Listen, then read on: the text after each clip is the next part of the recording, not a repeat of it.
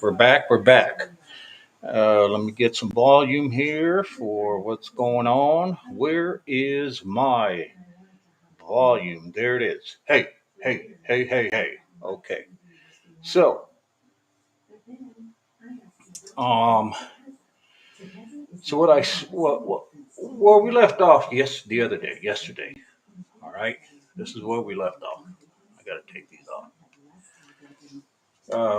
At what point, people? Again, Sergeant DeLeon here, retired, medically retired, 2014, under honorable conditions. Um, a little confusing in the beginning while I was being retired um, to characterize my discharge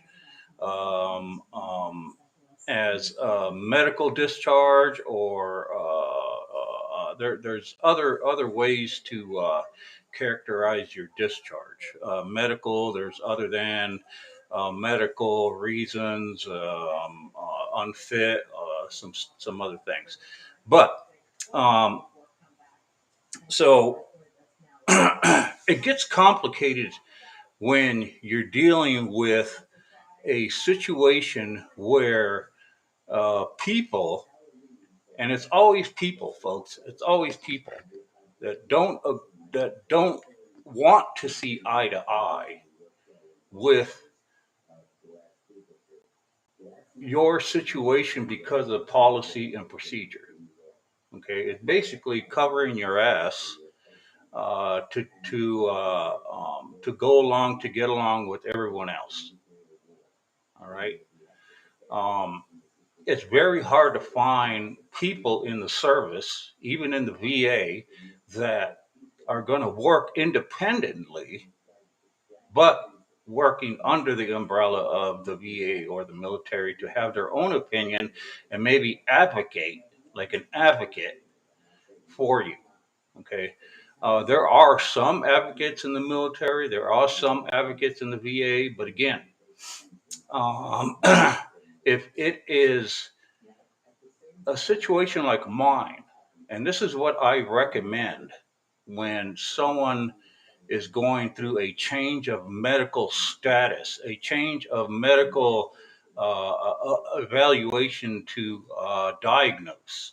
Okay, now this is where I think some people get a little confused. There's a difference between change of medical status and a change or a upgrade in a medical discharge. Okay, there's a difference. Now, I know folks have been thinking about that as I do post my stuff, and the difference is that in the change of medical status, it deals with your medical issues. Okay, it deals with just solely your medical evaluation that was done by the VA or the military service. It's it has to do with diagnosis. It has to do with your situation, acquiring the diagnosis, sustaining the diagnosis as far as the injury, or was it genetic or whatever. Okay, a lot of people have problems with that, especially women who go through the service and then there's complications with pregnancy.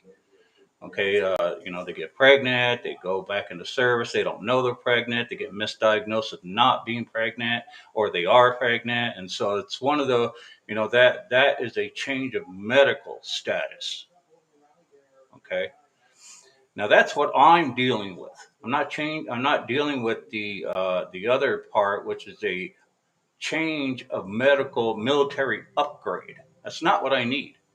I am already honorably discharged. That's what the upgrade is. It's either you're honorably, you're dishonorably, you're other than honorable discharge. Well, I have an honorable discharge. Okay, I'm all flying colors, folks. Okay, there's nothing more to my situation than what I'm trying to explain to you. Now, it's going to take a couple of days, and I've been doing this for a couple of days. So I want to get into a little bit of my situation with me going through this purgatory of, of poor leadership in both the military and the VA. All right. Now, I want to add that just keep in mind, you have to give me a certain level of trust here because I have a lot to this story. There's a lot to what's been going on with me for 8 to 10 years, battling with what I have been battling with. Okay. So to keep in mind that I have been through just about almost every organization you can think on top of your head to try to get assistance. The VFW, the DAV, the Paralyzed Veterans of America, Wounded Warrior Program. I mean, I don't remember how many programs I tried to go through. Older Purple Heart, the AW2 program with the VA and the military, you name it. I've been through it. Okay, and most of my battle has been trying to get accepted into the program first to try to get assistance because I wasn't eligible because of my situation. Okay, and what that means is that I was going through this paralysis, this motor dysfunction. I couldn't even get into like for instance, the AW2 program, which is the Wounded Warrior program through the Army, not the Wounded Warrior program in the civilian world. The Wounded Warrior program through the Army. I couldn't get into that to get assistance. I kept getting referred to these people to try to get, assistance because that's where I needed to be, but I couldn't even get into the program. I had to fight to get in there. All right. So I've been through it, folks. All right. I went through the programs, and I know I know you're sitting there saying, "Well, hey, I'm just going to put a name out there, Joe. With the so and so has helped lots of veterans. And he can probably help this soldier. I know he can."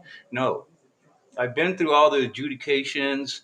I've been through trying to deal with, hey, here's my situation, and all I get, this is what I get at the end of exhausting my conversation with these people and showing them my situation is you need an attorney or you need more than what I got to offer. We don't do that here.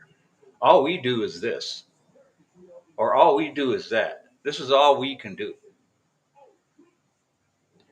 Okay. So been through it, folks. Been through it. I filed for this through the VA. I filed for that through the VA. I filed for this.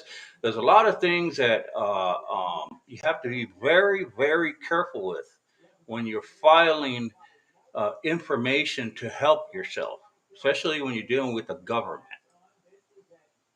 Right? It's very important to not get ahead of yourself as far as putting it out there to get denied a chance to even explain your situation without the proper documentation. And that, my friends, takes a long time to get proper documentation, especially if you have nobody advocating for you. It takes a long time. It's taken me 8 years to 10 years, and I'm doing this podcast to see if I can get some assistance and move me forward to get out of this purgatory.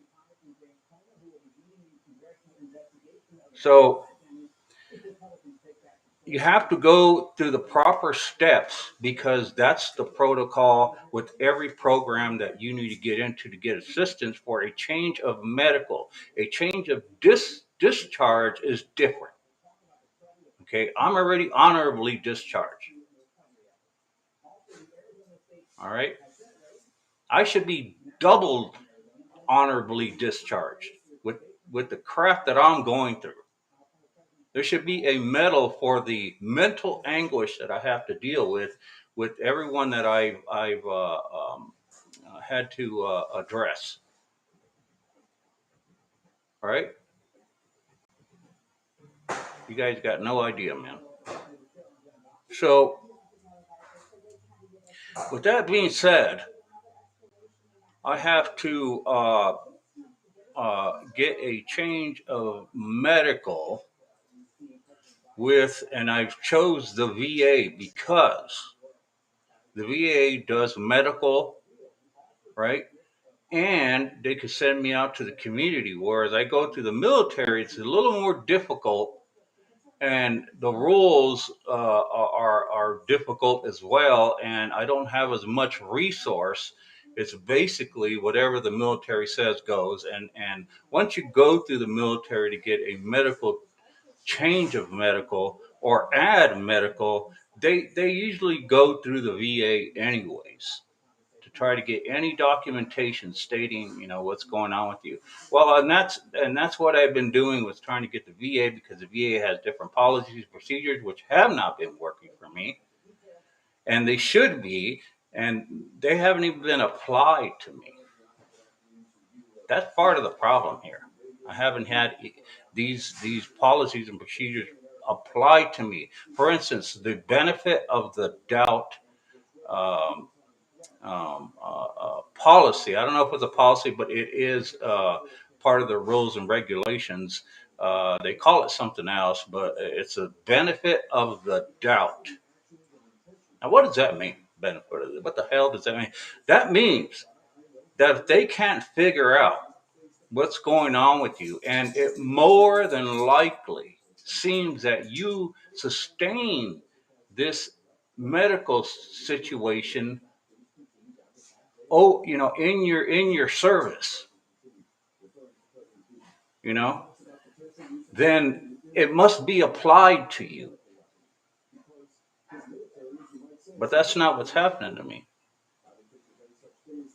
Okay, I brought it up, I mentioned it in records, and they refuse to apply the benefit of the doubt.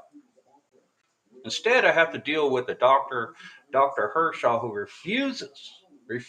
literally refuses, keeps saying, why do they keep sending you to me?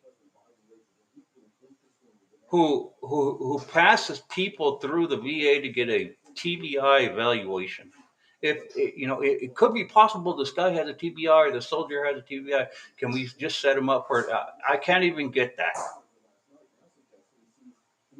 Now you tell me if that's absurd, right? I mean, here I am losing motor dysfunction, and the idiot Dr. Hershaw refuses to even think about, well, it could be a TBI. You know what? No, it's not. He refuses to acknowledge that it's even a TBI. And so there, people, there again is a narrative that has been going around the VA in my medical records and statements stating that I'm a fraud somehow, that somehow I'm faking this thing. It's a psychological issue. They're wasting their time with me.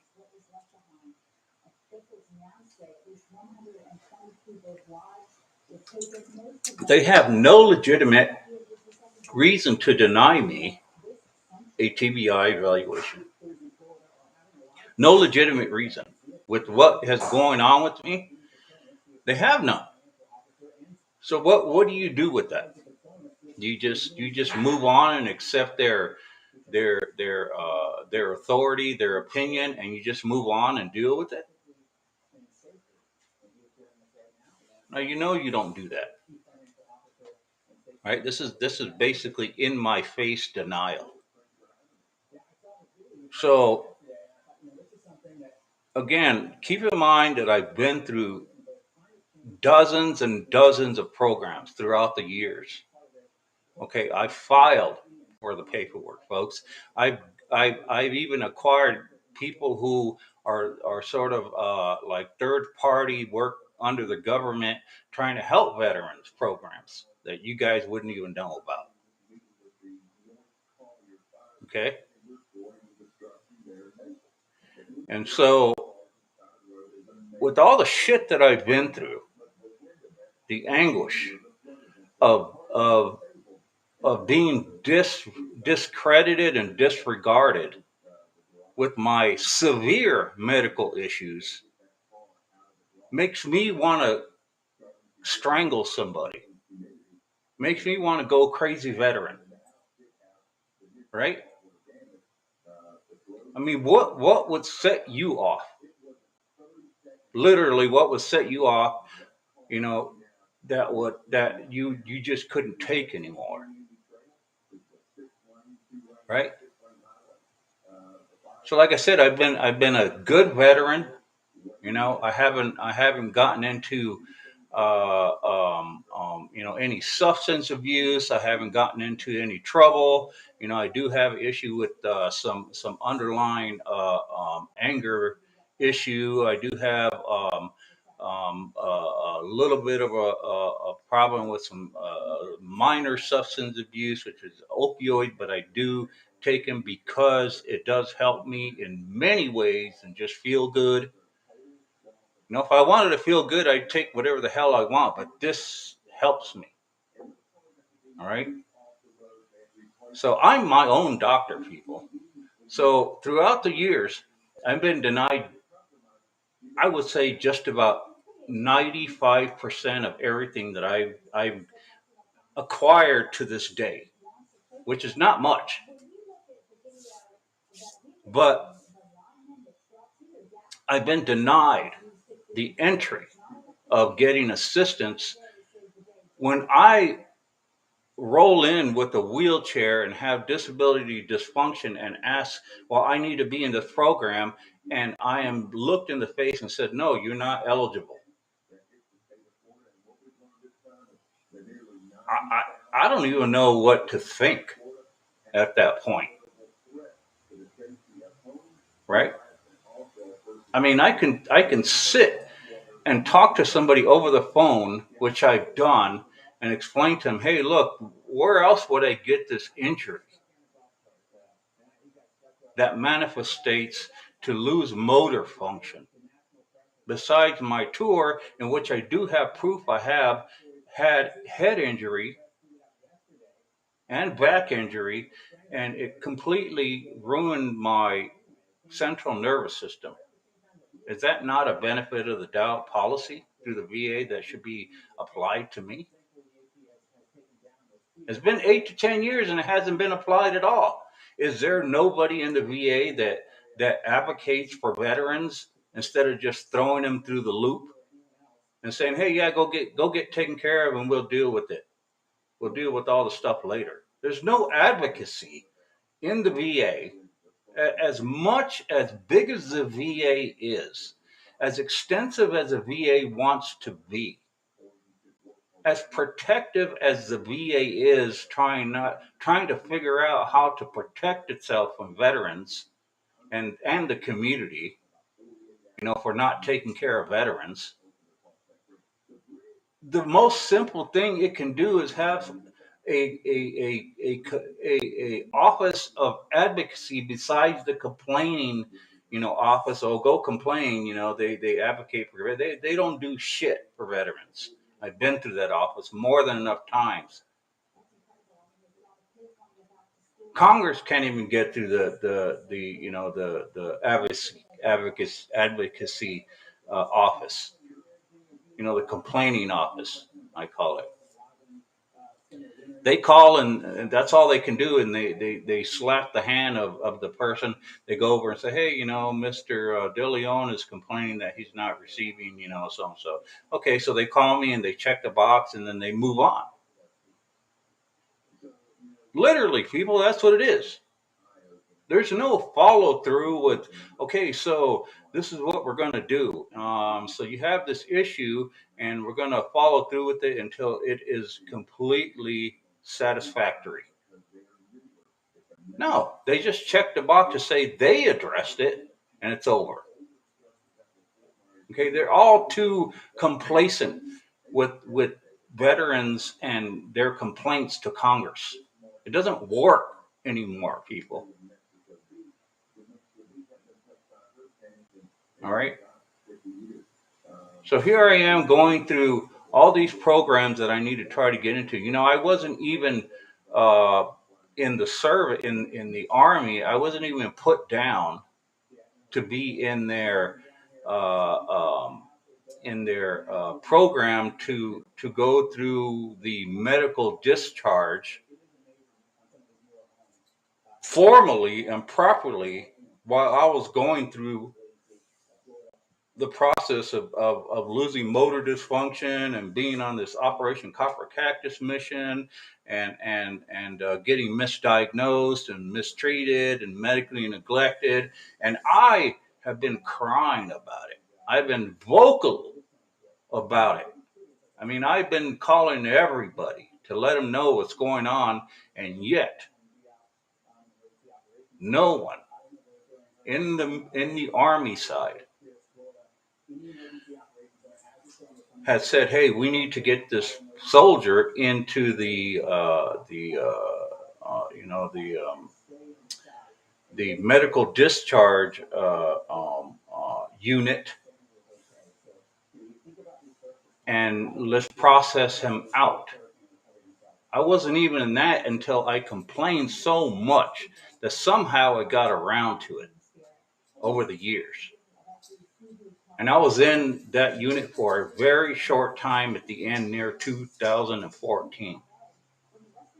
All of a sudden they were, oh, hey, let's put him in this, I forget what they call the unit, but it's when you're going to be medically discharged.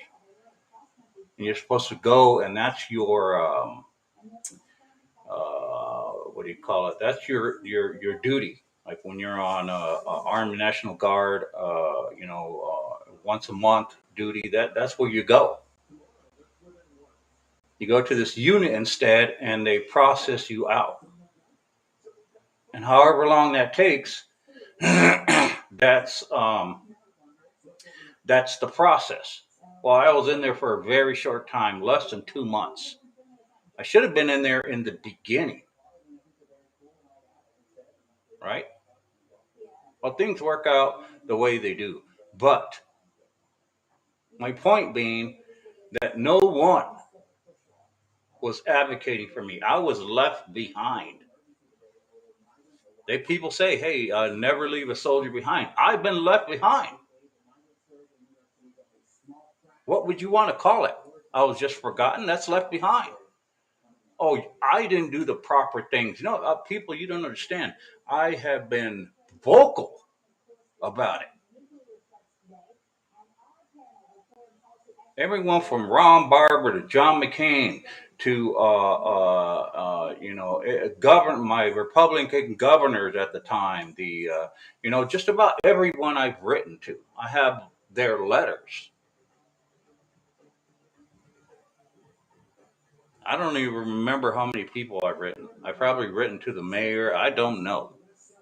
All sorts of people throughout the years. So it's not as though I haven't made it people aware of what's going on with me in a critical state. And you know what the most unbelievable under miss the most unbelievable thing that I cannot understand is that if I mention this, which I have to Kirsten Sinema, okay, and my other Republican elected officials here in Arizona, I have mentioned to them, "Hey, I'm having this motor dysfunction." I don't know what that means to them when they hear that. But I mentioned that I have this severe motor dysfunction. 85 to 95% of my body, I can't properly move. Okay. Now, these are people who are supposed to take that information and have some consideration with it and say, well, it's sort of like a moral issue, right? It's like a moral issue to say, "Oh my Lord, this motor this oh my goodness, that's terrible." And then me explaining, how what happens when how sensitive my central nervous system dysfunction is. If I get injured or surgery, then I lose that motor function of that area that's being worked on. I mean, how bad does that have to get? How bad does it have to sound to somebody to actually take action and say, that is, man, we have to follow through with that. Especially being a soldier, a combat veteran, I haven't got the damn courtesy from anyone. Kirsten Cinema I just sent her a thing. She got me on this. If I email them, they send me back another general note saying thank you for contact. I can't even get through with them anymore. They don't want to hear from me. Can you believe it? Kirsten Cinema. I tried to contact Debbie Hesco, whatever the hell her name is. She was a waste of time, right? Arguing with her staff. That's what I ended up doing. I was trying to explain to these people in Congress, these Congress people, that I have no limitation to who I can talk to as a veteran. There's no limitation for a veteran to try to get assistance. I can reach out to anyone who I damn feel like I need to. That's how a veteran gets his and her assistance. There's no limitation.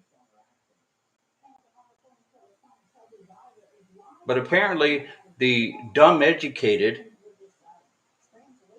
okay, think they know all too well better than I do. And then I have to argue with them. Right? So I've been through a whole bunch of rubbish. And that is a lack of leadership um, to apply SOPs to my critical people. It's critical medical issue.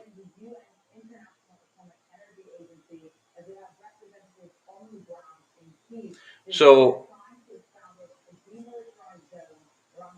I'm now, I have this impression of just people in general. When I got back from my tour, I distrusted people completely. Just people in general. Just for the shit that I've seen. Okay? Just for seeing it.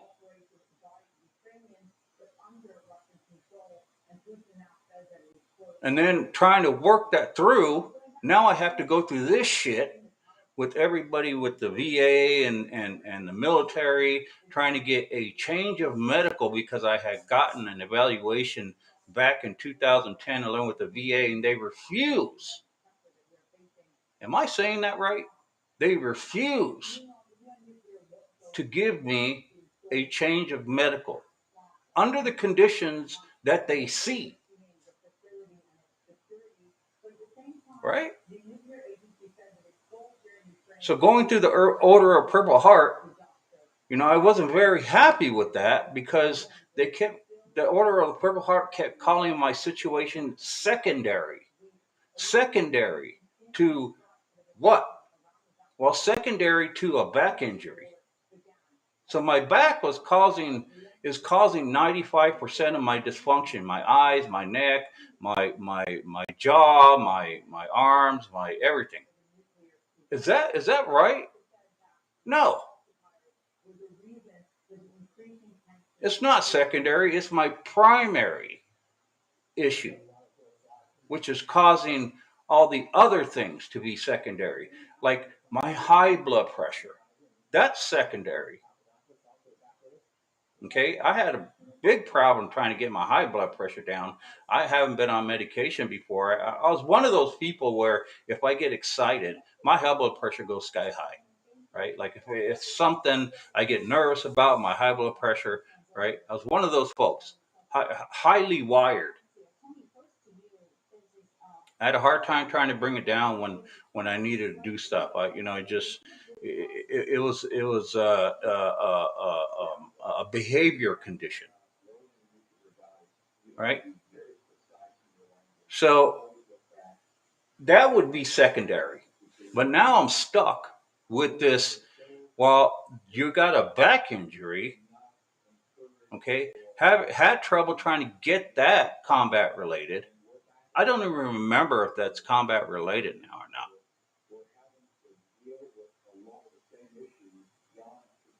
So here's the reality of it, folks.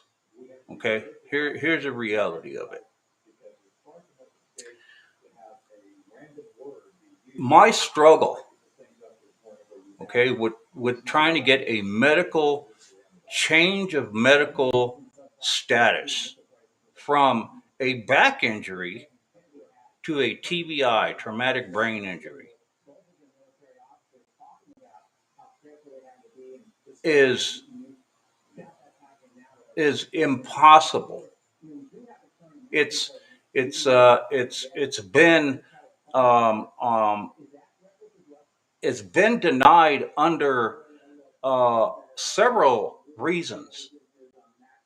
One is your typical dumb educated doctor's opinion following a narrative that they refuse to have their own individual opinion about. Once it was diagnosed, I was diagnosed as not having a TBI because it just, they didn't see the bullet in my head. So that narrative had been following me for 8 to 10 years.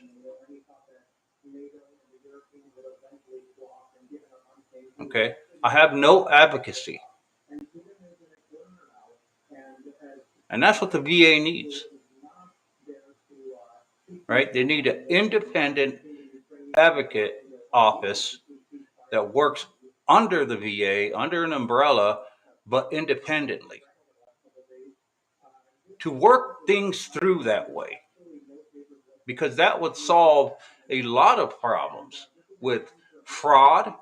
It would solve a lot of problems with, application, diagnosis, also, complacency with medical evaluations, right? It's like an investigating office.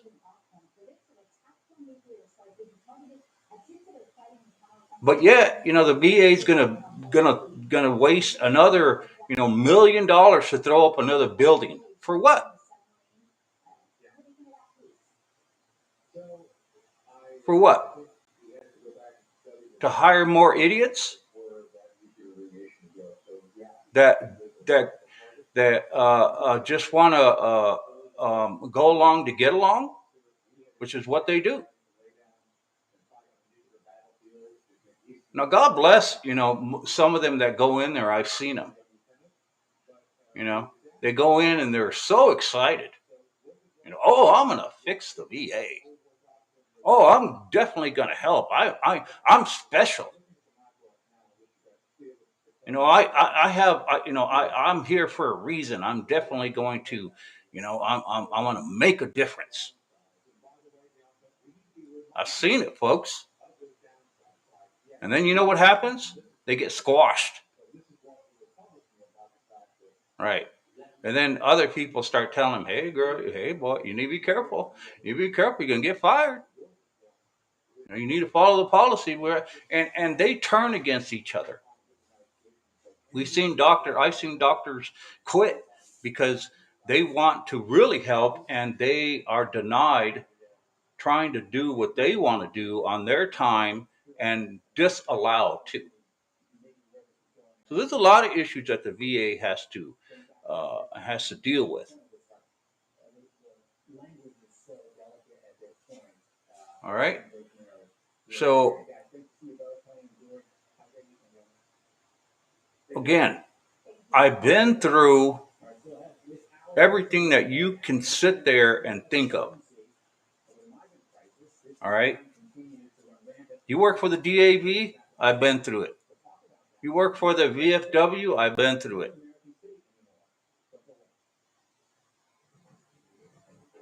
Okay. You work for the Order of Purple Heart? I've been through it. You work for the AW2 program? I've been through it. So one time, and this is sort of um, how I have a narrative going through with my records through the VA as being dishonest, fraud, whatever it is. I'm not truthful with my situation. Okay, with my disability is I went to the advocacy office to complain because that's where they send you when you have a complaint. When I explained my complaint, the person dealing with my complaint, Mike, I believe his name was, he told me, I have never heard of that before. Can you guys believe that? A person that deals with complaints telling you, imagine telling you, I have never heard of that kind of complaint before. There's no way that that could happen.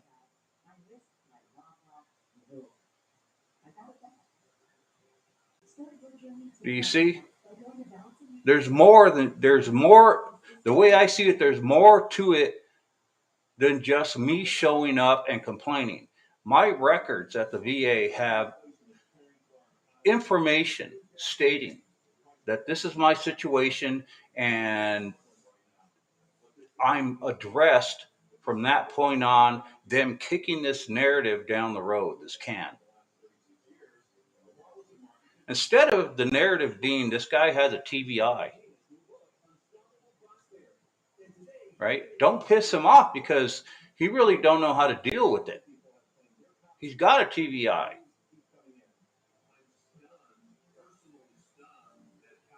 I'm denied even the medical symptoms of having a TBI,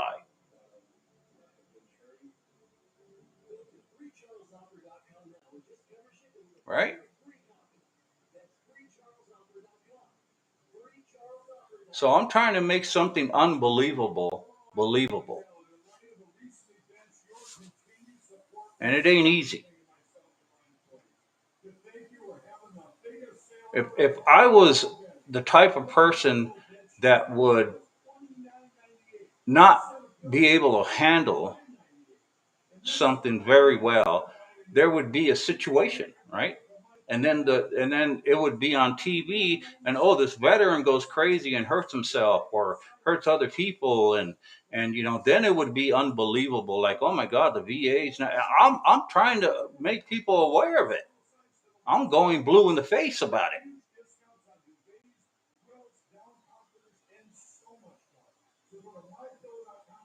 So these posts every day, folks, until I get the proper care, the attention, the medical change of status that I need. Where are my elected dignitaries? Where are they? Kirsten Cinema, I know you're going to be leaving office soon. You may not, but that doesn't prevent you from not helping me and transitioning my case to somebody else if you don't make it after this next election period. Where are my Republican brothers and sisters trying to help me? I got nothing, folks. I've been down there, been down the road. I've written Gozar and all these other people. I can't even remember their names. Written them already. Got these general statements. Thank you for contacting our office. Right. So with with all the how would I say with all the situations that I've been through that have been dismissed.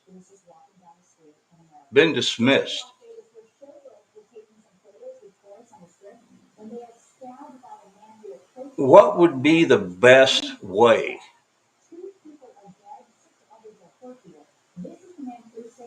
to get someone that has the authority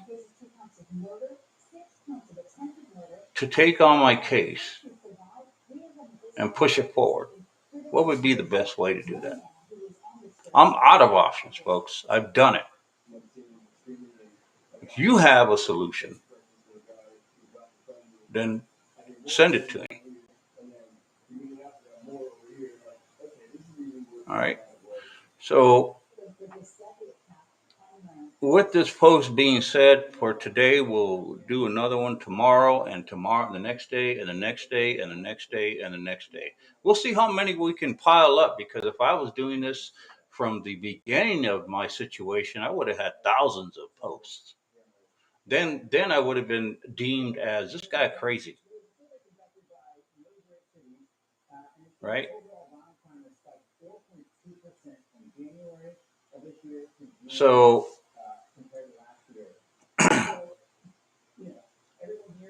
we'll see how far this is going to lead, and I'm going to keep you guys up to date, and see what kind of other efforts I can make. I think of these things from day to day of what is the best thing I can do to try to get the attention. Sometimes I just do it. I just like Kirsten Cinema. I've written her before, but then I thought, what? Let me see if I word it different, maybe I'll get the attention I need. It don't make no difference, people. It doesn't make any difference at all. So you know, the country thinks that uh, with all these veteran options, that we can complain and we can get the attention we need. Well, it's not. It's not. I would be very surprised if somebody takes on my case and wants to move forward with it and doesn't know that I've been complaining for years. I'd be surprised that they wouldn't know anything. But that's how disconnected people are. That's all I hear is on TV is, hey, without our veterans, without our veterans, without our veterans, without our veterans. That's all I hear. So